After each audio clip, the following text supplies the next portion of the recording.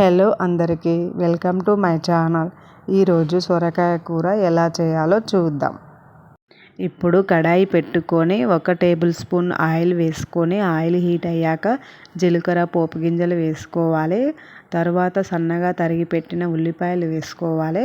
ఉల్లిపాయలు మగ్గిన తర్వాత అల్లం వెల్లుల్లి పేస్ట్ 1 స్పూన్ వేసుకోవాలి. అల్లం వెల్లుల్లి పేస్ట్ పచ్చివాసన పోయేంత వరకు కలబెట్టుకోవాలి.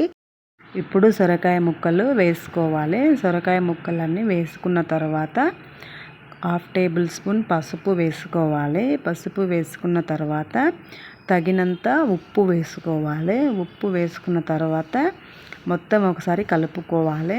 కలుపుకున్న తర్వాత ఒక 2 నిమిషాలు మూత పెట్టి మగ్గనివ్వాలి. మగ్గిన తర్వాత ఇప్పుడు 1½ స్పూన్ కారం వేసుకోవాలి. కారం వేసుకున్న తర్వాత అంతా ఒకసారి కలుపుకోవాలి. కలుపుకున్న తర్వాత ఇప్పుడు ఒక చిన్న గ్లాస్ తోటి కొంచెం వాటర్ వేసుకోవాలి. వాటర్ వేసుకోకున్నా పర్వాలేదు, సొరకాయలలోనే వాటర్ ఉంటుంది కాబట్టి నేను కొంచెం వేశాను. మీకు ఇష్టమైతే వేసుకోండి, లేకపోతే లేదు. ఇప్పుడు కొంచెం కొత్తిమీర పైనంగా చల్లుకోవాలి. బీరకాయ కూర రెడీ అయ్యింది. మీకు నచ్చితే ట్రై చేయండి. Thanks for watching. Please do subscribe.